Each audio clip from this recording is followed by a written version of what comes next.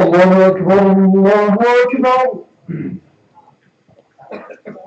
الله أكبر الله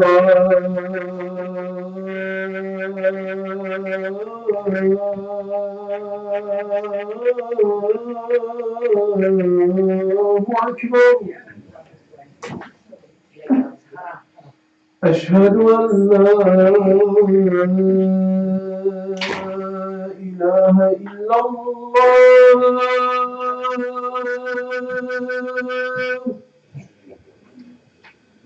أشهد أن لا إله إلا الله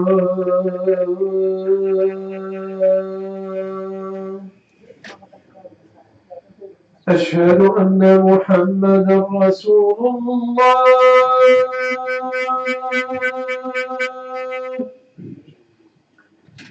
أشهد أن محمدا رسول الله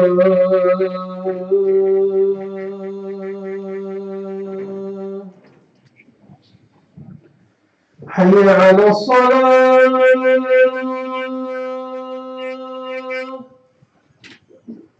حي على الصلاة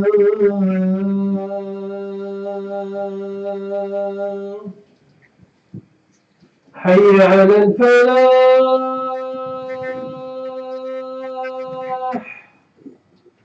حي على الفلاح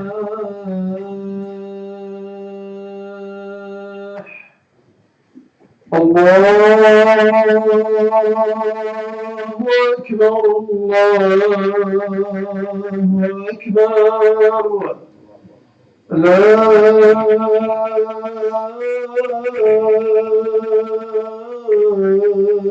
إله إلا الله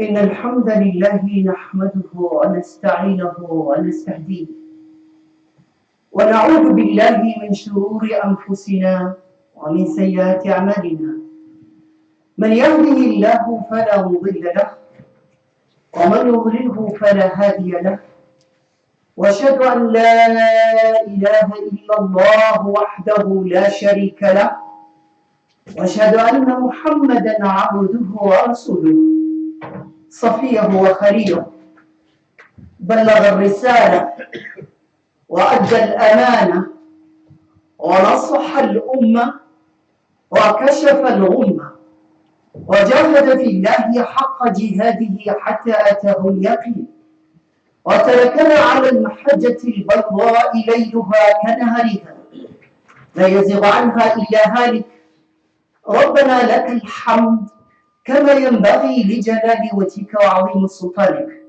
أما بعد. Dear brothers and sisters in Islam, Assalamu alaikum wa rahmatullahi wa barakatuh.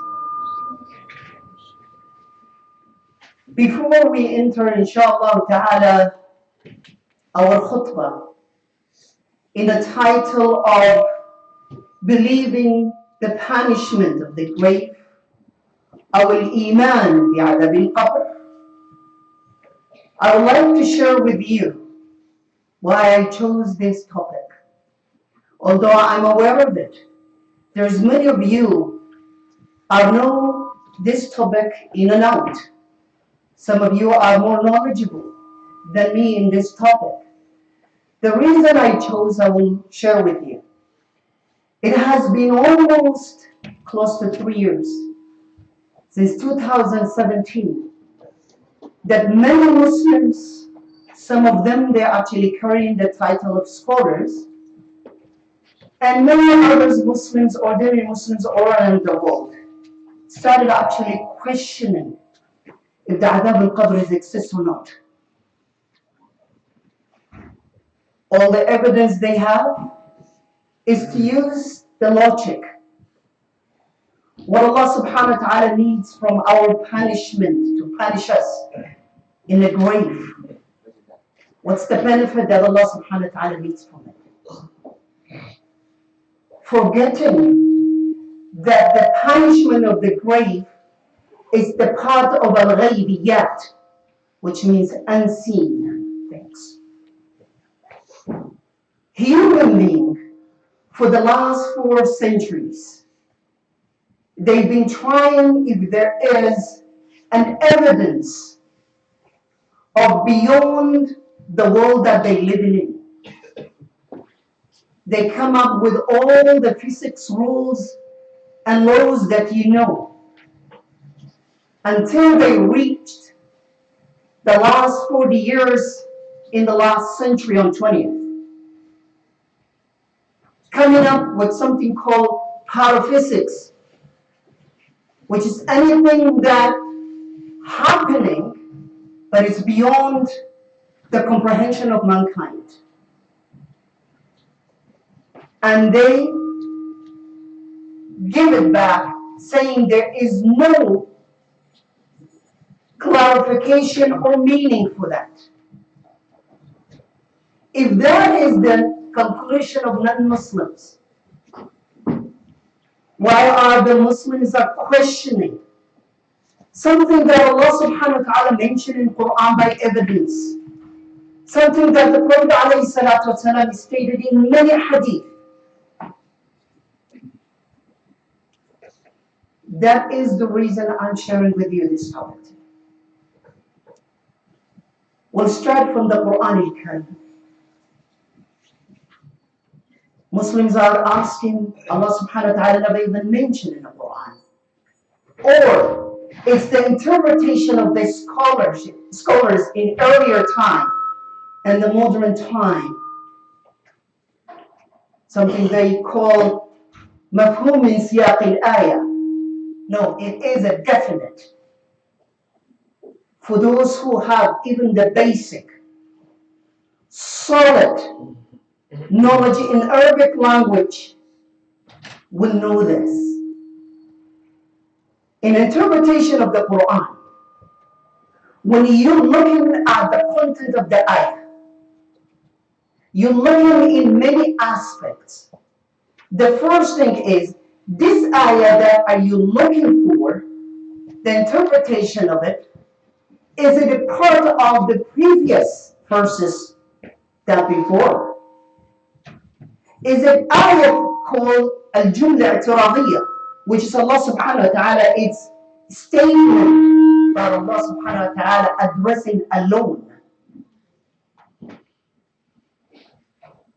We all know in our aqidah, as being Ahl Sunnah, استدلال القرآن قطعي الدلالة.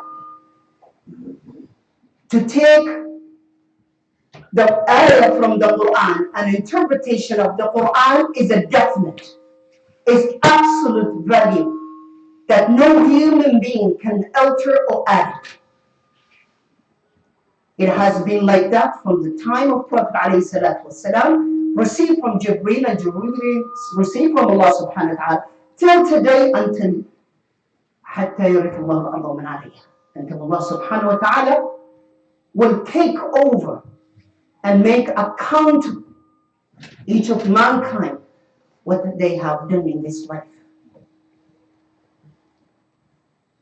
So in ayah 45 in Surah Hafir, النار يعرضون عليها غدوا وعشيا ويوم تقوم الساعة أدخلوا آل فرعون أشد العذاب.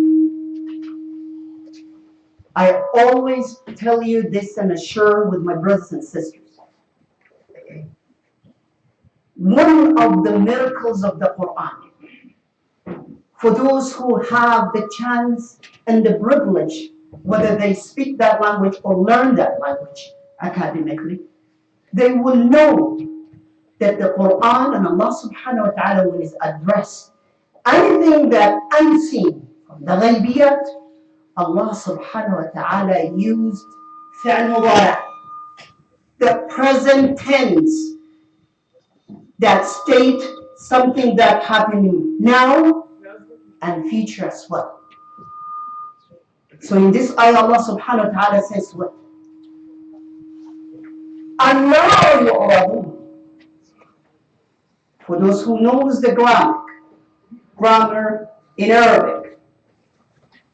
Na mu'arrafa. An-naru. It's not Jahannam. It means the fire will be presented to them early in the morning as well as late in the evening, until Allah subhanahu wa ta'ala will declare the last sentence for them to enter the hellfire. O people of Fir'aun, enter the hellfire, which is more severe than you to the bottom. That's the meaning of the ayah. If the adab al-qabr doesn't exist, we all know Fir'aun has passed away as historically close to 3,500 years ago. Quran, Allah revealed 1,500 years ago. And the ayah is so clear that Allah subhanahu wa ta'ala is telling us, anybody who follows the footsteps of Fir'aun, including denying the punishment of the grave, will end up this. Many hadith, even scholars of the hadith, they said it is one of those concepts of Islam that the evidence is mutawatir. For those who know the terminology of the hadith, or the science of the hadith, they will know the highest level of the hadith is mutawatir. Some scholars, some Sahaba, Radwanullahi ta'ala alayhim, such as Abdullah bin Mas'ud, Abdullah bin Abbas, they consider sometimes to put mutawatir as the evidence equally as the ayat of the Quran. So what is mutawatir? Mutawatir is, in hadith we have three aspects. We have narrators, which we call sanad. We have matn, which is the content of the hadith. And then we have the reporters. So most of the narrators, or all of the narrators, are the companion of the Rasulullah sallallahu alaihi wasallam. Those who straight took from the mouth of Rasulullah sallallahu alaihi wasallam, or they were not there, but they took from another Sahabi was presented when the Prophet alayhi salatu wasalam said the hadith. Narrators, those are narrators. The content of the hadith, which we call matn, also have conditions. And this is another challenge for those who rejecting the sunnah of Rasulullah sallallahu alaihi wasallam and saying certain hadith, we hear it, this is weak hadith, this is sound hadith. Sometimes we have the same hadith, but the scholars, they have a different interpretation. What those people need to know is to go back and learn the knowledge of the hadith. What we call usul hadith, the foundation of the hadith, is to learn those terms and the definition of it. Now let's come back for how we state today, from today and on, that the adab al-qabr, one is from ghaybiyat, unseen. And look what Allah subhanahu wa ta'ala says in the Quran. For those who believe unseen things. الذين يؤمنون بالغيب ويقيمون الصلاة ويؤتون الزكاة أولئك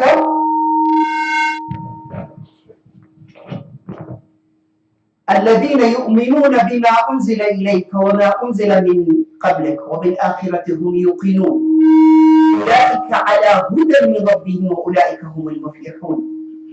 The first 5 ayahs Surah Al-Baqarah, Allah subhanahu wa ta'ala, when he defining what are the muttaqeen, he gave them all those descriptions.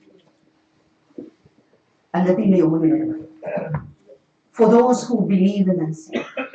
Therefore, here you have your ticket that Allah subhanahu wa ta'ala, if you stick with it and you be proud of that privilege, being an unseen believer, that Allah subhanahu wa ta'ala with you from the punishment of the grave. There's no doubt. In many hadith that I would like to share with you some of them. One of those hadith is the one we know that always our scholars or among us we remind each other, which is the Prophet ﷺ said, Al-Qabru rawdatun min riyad al-Jannah aw hufratun min hufar al-nar. Indeed, being in the grave, this grave considered a garden from the paradise, or will be a dench from the dens of hellfire. It's clear. It's hadith sahih, marwiyun fil Bukhari al-Muslim. Another hadith that Prophet ﷺ shared with us is the hadith that Prophet ﷺ told us, which is فَأَكْثِرُوا مِنْ ذِكْرِ هَادِمِ اللَّذَّاتِ الْمَوْتِ فَإِنَّهُ لَمْ يَأْتِ عَلَى الْقَبْرِ يَوْمٌ إِلَّا تَكَلَّمَ فِيهِ فيقول أنا بيت الغربة وأنا بيت الوحدة وأنا بيت التراب وأنا بيت الدود. فإذا دفن العبد المؤمن قال له القبر مرحبا وأهلا، أما إن كنت لأحب من يمشي على ظهري إلي فإذا وليتك اليوم وسرت إلي فسترى سريعي بك. قال فيتسع له مد بصره ويفتح له باب إلى الجنة. وإذا دفن العبد الفاجر أو الكافر قال له القبر لا مرحبا ولا أهل، أما إن كنت لأبغض من يمشي على ظهري إلي فإذا وليتك اليوم وصرت إلي فسترى سريعي بك. قال فليلتم عليه حتى تلتفي عليه وتختلف أضلاعه. قال رسول الله صلى الله عليه وسلم، أو الراوي يقول أدخل رسول الله صلى الله عليه وسلم أصابعه بعضها في جوف بعض.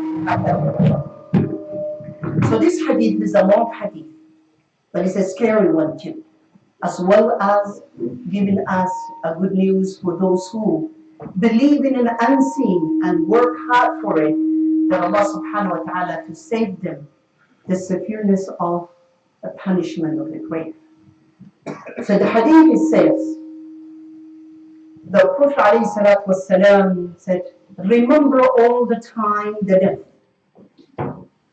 death that ending all the good things, include your existence on this earth. And the Prophet ﷺ said, when one of you enter the grave, and that person is a believer, the grave will be able to talk to him and said, oh, I know, when you were walking on top of me, that you were looking for this day to meet Allah subhanahu wa ta'ala and believe in Him. Since you have that love for me, the great is saying, you will see how I treat you today. And then suddenly it will turn a garden from the paradise. When the non-believers and deviated Muslim goes in, the graveyard will talk to him and said, although I know you hate me and you are not looking for to come to me, you will see how well I treat you. And then the dimension of the grave will come together until the sound of broken bricks and bones will be heard in any part of the world and all the creatures except mankind and jinn. Because none of us will comprehend and even will accept or even will have ability to hear it. All those people who died in the time of Adam until today, if we hearing their voices, why Allah subhanahu wa ta'ala punishing them in the qabr. أقول قولي هذا واستغفر الله لي ولكم فاستغفروه وأنتم موقنون الإجابة.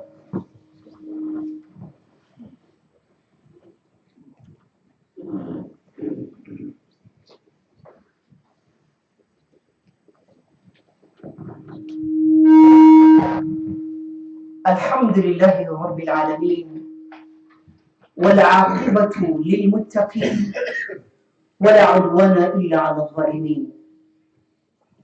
Dear brothers and sisters in Islam, it's our duty to defend Islam fully, whether it is the Quran or Sunnah or the tradition of Rasulullah sallallahu alaihi wasallam. Do not make a compromise. Something that you know definite, it's in their Quran and Sunnah. And another Muslim who are not doing his duties or her duties to Allah subhanahu wa ta'ala, mocking on the Sunnah of Rasulullah sallallahu alaihi wasallam or even the Quran. Believe me, brothers and sisters, I've been following up this topic for 3 years. I'm seeing scholars all around the world. I'm not going to say they claim in their scholars, they have the knowledge. In many ways, they are more knowledgeable than I am for this topic, yet completely, intentionally, to please somebody else, they reject it. And I'm telling you, and I'm encouraging you to go back in our books of Aqidah, books of creed. One of those books is a beautiful book called Al-Fiqh al-Kabir, written by Imam Abu Hanifa, explaining the creed of Ahl Sunnah, the right Aqidah. And he's saying that to believe there is a punishment of the grave, it's a part of ghaibiyat. And if you reject it, it will take you out of Islam. And he's actually stating evidence. As well as Abu Mansur al-Baghdadi, he has a book called Al-Firq Dun al-Firq. He's talking about the deviated groups that actually was present in the first 3 centuries. And he was saying that to believe punishment of the grave, it has been stated in the Quran and the Sunnah. And any human being try saying it's not logic or even have a doubt will take him out of Islam. So I'm encouraging myself and encourage you guys. This is an important to know that. Now, what we need for not only defending but also in our life, we show by action this belief. So every night before you sleep, ask Allah subhanahu wa ta'ala to save you from it. I will share with you something that you do every single day. And you do 5 times a day. And if you keep it going for a dhuhr and asr and an isha, each of them you're doing 2 times. In maghrib time you do 2 times. In fajr you do once. Is that when you finish the salat al-ibrahimiyya, and as soon you reach innaka hamidun majid, what do you recite? Allahumma inni a'udhu bika min adab al-qabr. It's the first one. Oh Allah, I seek refuge to you from the punishment of the grave. So you're doing it, but do it with belief in it. That Allah subhanahu wa ta'ala, by saying it and doing by action, Allah subhanahu wa ta'ala will save you. يقول الله تبارك وتعالى في محكم كتابه وهو أعز القائلين بدأ بنفسه وثنى ملائكة قدسه وما زال قائلا عليما حكيما إن الله وملائكته يصلون على النبي يا أيها الذين آمنوا صلوا عليه وسلموا تسليما. اللهم لا تجعل لنا في مقامنا هذا ذنبا إلا غفرته ولا هما إلا فرجته ولا دينا إلا قضيته ولا سجينا إلا أفرجت عنه ولا جائعا إلا أشبعته ولا عارا إلا سترته ولا معيبا إلا سترته ولا أرضا مغتصبة إلا رجعتها إلى أرضها سالمة غانمة يا رب العالمين ولا ضالا إلا هديته ولا حاجة من حوائج الدنيا لك فيها الرضا ولنا فيها الصلاح إلا قضيتها يا أرحم الراحمين. اللهم اقسم لنا من خشيتك ما تحول به بيننا وبين معصيتك ومن طاعتك ما تبلغنا به جنتك ومن اليقين ما تهون به علينا مصائب الدنيا.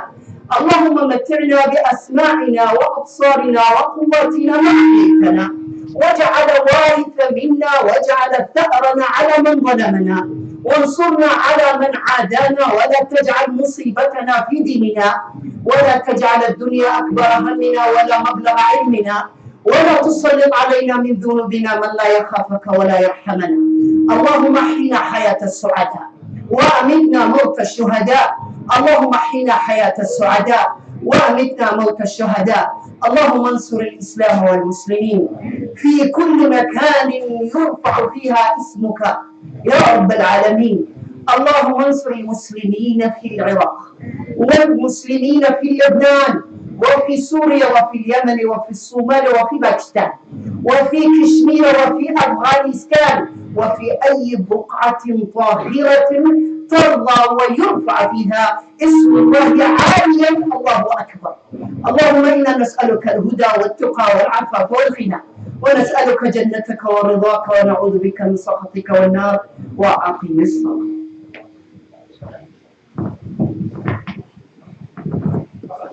الله أكبر الله أكبر أشهد أن لا إله إلا الله أشهد أن محمدا رسول الله. حي على الصلاة حي على الفلاح قد قامت الصلاة قد قامت الصلاة. الله أكبر الله أكبر لا إله إلا الله.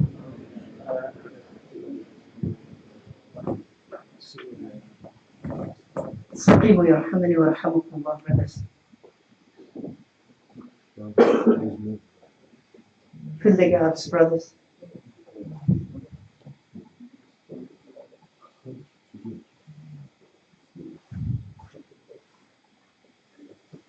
as our tradition all the time, let's all of us, brothers and sisters, make dua for both, this time exclusively Lebanon and Iraq, that our brothers and sisters who are suffering, that Allah subhanahu wa ta'ala give them the victory.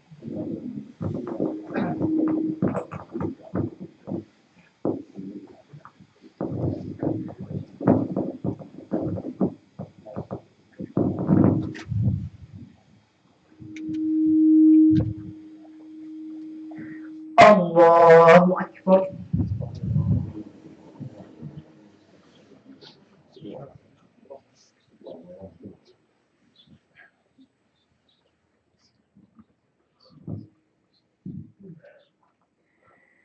الحمد لله رب العالمين الرحمن الرحيم مالك يوم الدين إياك نعبد وإياك نستعين اهدنا الصراط المستقيم صراط الذين أنعمت عليهم غير المغضوب عليهم ولا الضالين.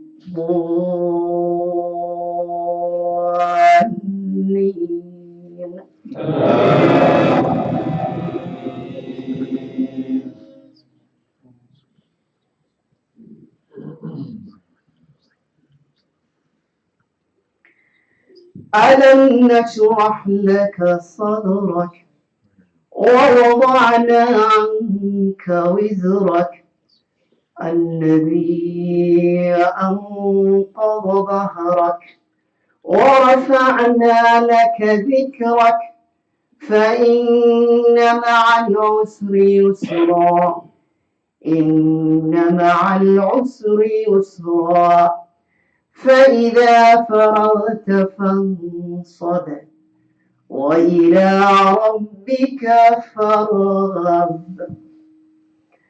الله أكبر.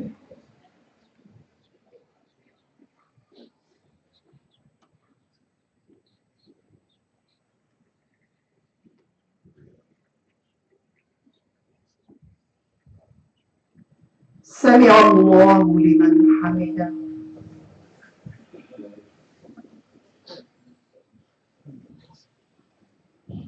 الله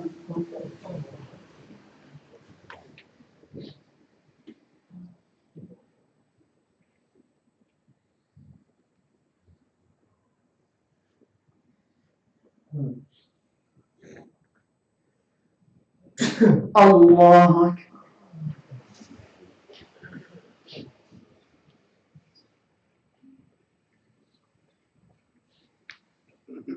الله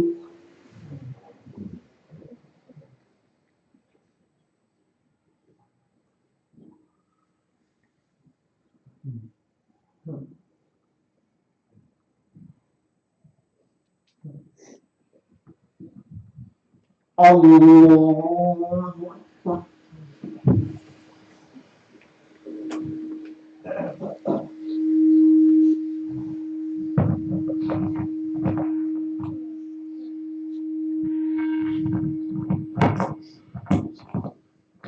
الحمد لله رب العالمين الرحمن الرحيم مالك يوم الدين إياك نعبد وإياك نستعين اهدنا الصراط المستقيم صراط الذين أنعمت عليهم غير المغضوب عليهم ولا الضالين.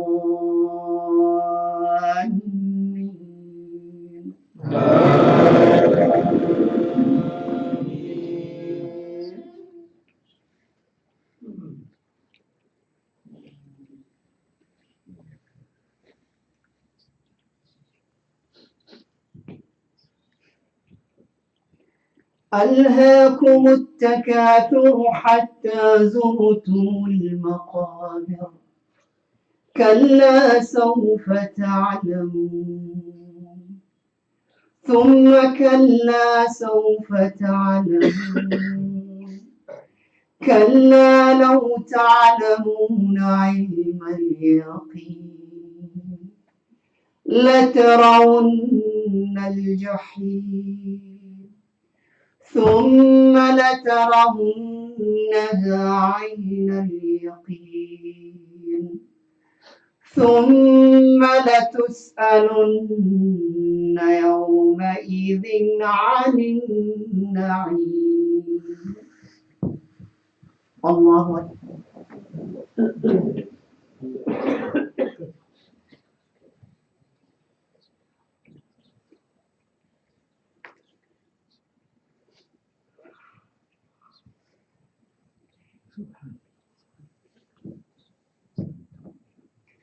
سمع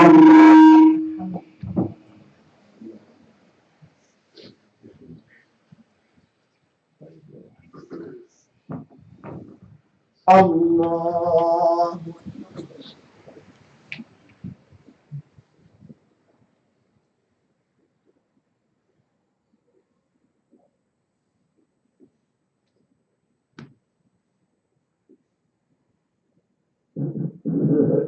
الله الله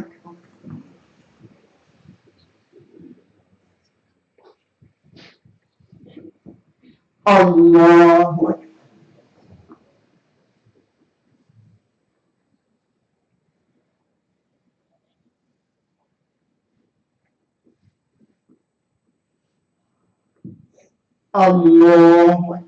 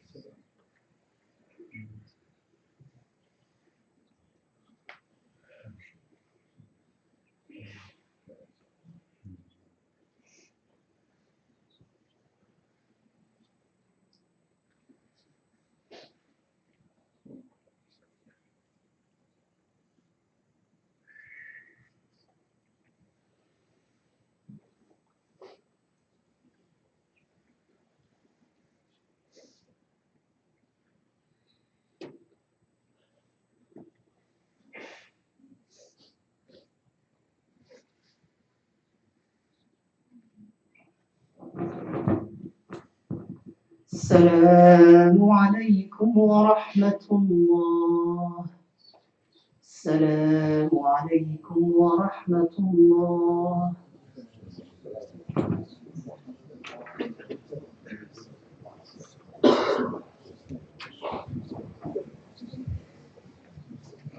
A quick announcement, brothers and sisters. We have a brother of us actually who's sick and asking all of us to make dua for him. So please